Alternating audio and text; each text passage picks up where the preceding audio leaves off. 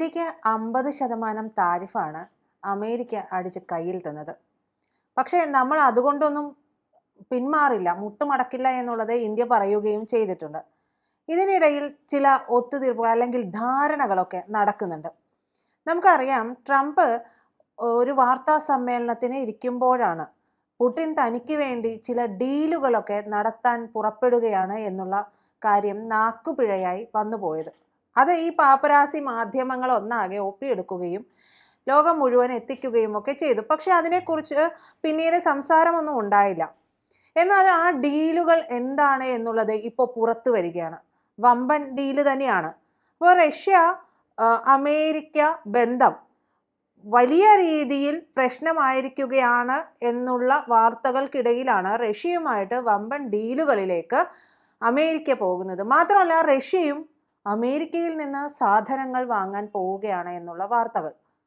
അതും ഈ പറയുന്നത് പോലെ വലിയ വമ്പൻ ഡീലുകളാണ്. അപ്പോൾ എന്തിനാണ് അമേരിക്ക ഇന്ത്യയെ ഇത്തരത്തിൽ നോട്ടമിടുന്നത് എന്നുള്ള ചോദ്യം അവിടെ അവശേഷിക്കുന്നുണ്ട്. അമേരിക്കയുടെ ലക്ഷ്യം ഇന്ത്യയാണ് എന്നുള്ളത് നമുക്ക് ഇതിൽ നിന്ന് വ്യക്തമാണ്. ഇനി നമുക്ക് ആ വമ്പൻ ഡീലുകൾ എന്തൊക്കെയാണെന്ന് നോക്കാം.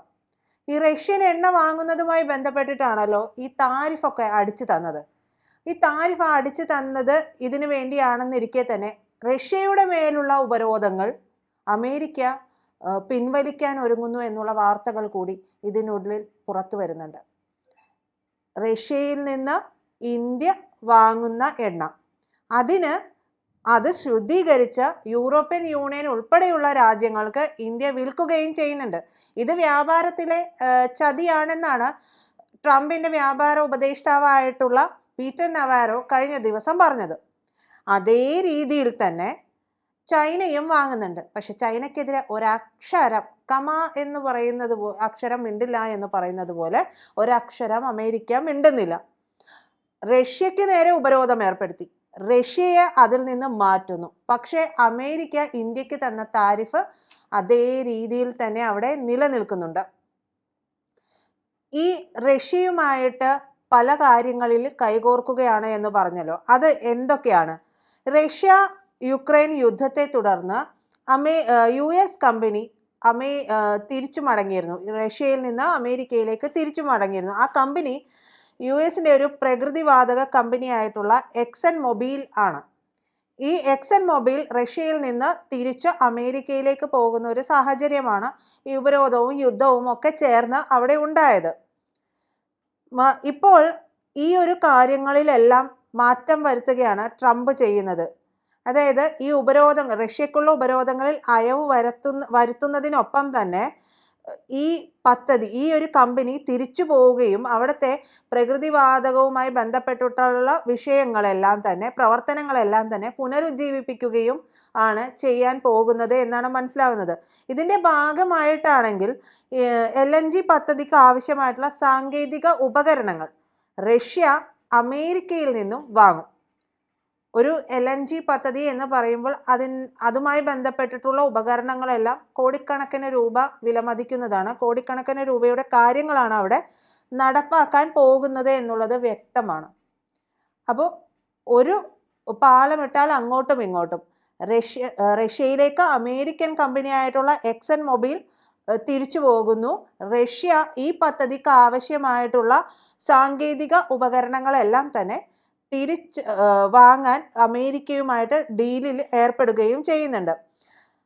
റഷ്യയുടെ സക്കലിൻ-1 ഓയിൽ ആൻഡ് ഗ്യാസ് പദ്ധതിയാണ് എക്സൺ മൊബൈൽ പുനരുജ്ജീവിപ്പിക്കുക എന്നുള്ളതാണ് മനസ്സിലാവുന്നത്. ഈ ആർട്ടിക് LNG പദ്ധതിയിലേക്കായിട്ടാണ് റഷ്യ അമേരിക്കൻ ഉപകരണങ്ങൾ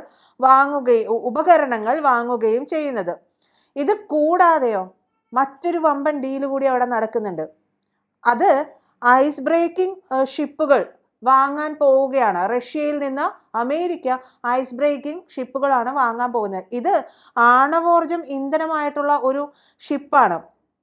എന്നാൽ ഇതിനെക്കുറിച്ച് റഷ്യയോ ഈ എക്സൺ മൊബൈൽ ആ കമ്പനിയോ അമേരിക്കൻ ഭരണകൂടമോ ഒന്നും പ്രതികരിച്ചിട്ടില്ല. ഇത് പ്രത്യക്ഷത്തിൽ പ്രതികരിക്കാൻ കഴിയുന്ന ഒരു കാര്യമല്ല. കാരണം ലോകം മുഴുക്കെ താരിഫെല്ലാം അടിച്ചു കൊടുത്ത് വമ്പൻ പുള്ളിയായിട്ടൊക്കെ നിൽക്കുകയാണ് ട്രംപ്. അപ്പോൾ ട്രംപിന് എങ്ങനെയാണ് ഞങ്ങൾ ഈ പറയുന്ന ശത്രുതാ മനോഭാവത്തോടെ ഇത്രയും ദിവസവും നേരിട്ട് കൊണ്ടിരുന്ന റഷ്യയുമായിട്ട് വമ്പൻ ഡീലിൽ പോകും എന്ന് പറയാൻ കഴിയുക?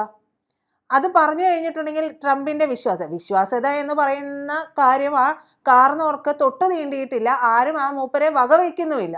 വകവയ്ക്കാത്തത് കൊണ്ടാണ് മറ്റു പല കാര്യങ്ങളുമായിട്ട്, അതായത് വ്യാപാര സംബന്ധമായിട്ടുള്ള കാര്യങ്ങളെല്ലാം തന്നെ ഓരോ രാജ്യവും, യൂറോപ്യൻ യൂണിയൻ പോലും ഈ അമേരിക്കയുമായിട്ടുള്ള നയങ്ങളുമായിട്ട് ഇപ്പൊ പ്രശ്നത്തിലാണ്. അവർ വരെ വളരെ സങ്കീർണമായ അവസ്ഥയിലൂടെ കടന്നു പോവുകയാണ്. അപ്പോൾ അവർ പോലും അമേരിക്കക്കെതിരെ തിരിഞ്ഞു നിൽക്കുന്ന ഒരു സാഹചര്യമാണ്.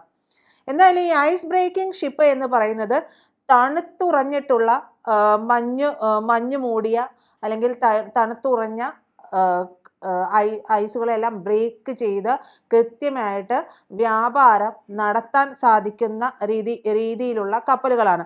മറ്റ് കപ്പലുകൾക്കൊക്കെ ഇത്തരം സാഹചര്യങ്ങൾ കടന്നു പോകാൻ കഴിയില്ല. എന്നാൽ ഈ ഷിപ്പുകൾക്കെല്ലാം ഇതിന് കഴിയും എന്നുള്ളതാണ്. അത് ഇവരുടെ, അതായത് അമേരിക്കയുടെ ആഗോള വിതരണ ശൃംഖലയെ തടസ്സമില്ലാതെ കൊണ്ടുപോകാൻ കഴിയും. അതുകൊണ്ടാണ് ഈ ഒരു ഷിപ്പ്, ഈ ഒരു കപ്പൽ ഇവർ വാങ്ങാനായിട്ട് മുതിരുന്നത്. ഈ കപ്പൽ കൂടി വാങ്ങുക എന്ന് പറയുന്നത്, ഈ കപ്പൽ വാങ്ങുന്നതിനും ആണവോർജ ഇന്ധനമായിട്ടുള്ള ഈ കപ്പൽ വാങ്ങുന്നതിനും കോടികളുടെ മുടക്ക് അവിടെ വരുന്നുണ്ട്.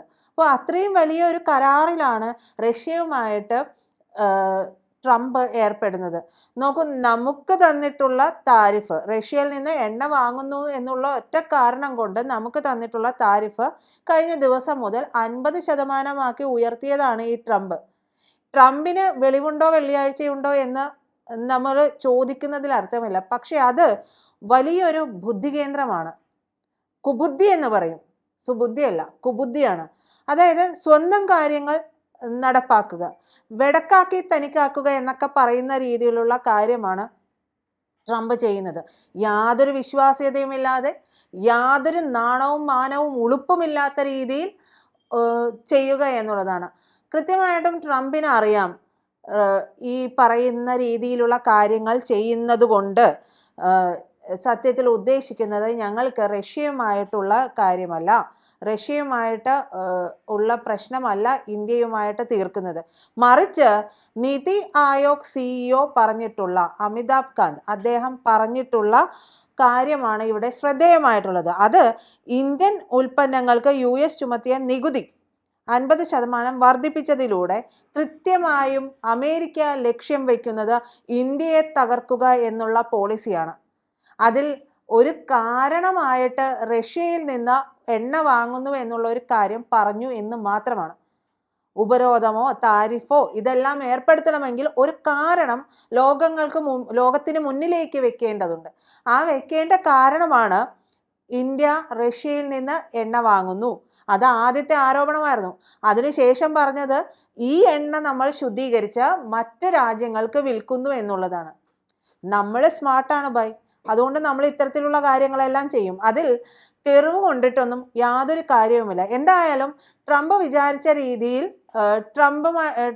റഷ്യയുമായിട്ടുള്ള വമ്പൻ കരാറുകളാണ്. ഇതിന് പിന്നാലെ മറ്റു ചില വമ്പൻ കരാറുകൾ കൂടി, ഇത് ഒന്നുമല്ല സത്യത്തിൽ, അതിനേക്കാൾ മുമ്പിൽ മറ്റു ചില വമ്പൻ കരാറുകൾ കൂടി നടക്കുന്നുണ്ട്. മാത്രമല്ല ഈ പറയുന്ന ട്രംപിന്റെ സ്വന്തം ബിസിനസ് താല്പര്യങ്ങൾ കൂടി സംരക്ഷിക്കാൻ ഉതകുന്ന തരത്തിലുള്ള നീക്കങ്ങൾ നടക്കുന്നുണ്ട് എന്നുള്ള വിവരങ്ങൾ വരുന്നുണ്ട്. അത് നമുക്ക് മറ്റൊരു വിഷയമായിട്ട് തന്നെ പറയാം. കൂടുതൽ വാർത്തകളും വിശേഷങ്ങളും നിങ്ങളിലേക്ക് എത്താൻ ABC മലയാളം സബ്സ്ക്രൈബ് ചെയ്യുക, ബെൽ ബട്ടണും അമർത്തുക.